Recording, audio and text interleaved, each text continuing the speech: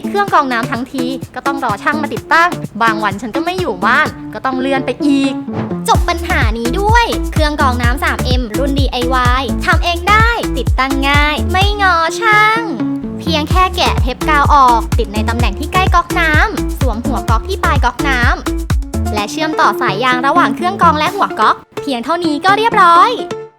แถมเปลี่ยนไส้กรองง่ายแค่ไม่กี่วินาทีไม่ต้องปิดวาล์วน้ำสะดวกสุดๆใช้งานง่ายเพียงแค่หมุนสวิตช์ที่หัวก๊อกก็สามารถใช้น้ำดื่มได้แล้ว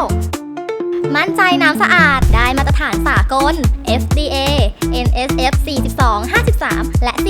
401กรองสารเคมีเชื้อโรคและไมโครพลาสติกแต่ยังคงเหลือแร่ธาตุที่จำเป็นต่อร่างกายไว้เลือกสิ่งที่ดีที่สุดให้ตัวเองเลือกเครื่องกรองน้ำ 3M รุ่น DIY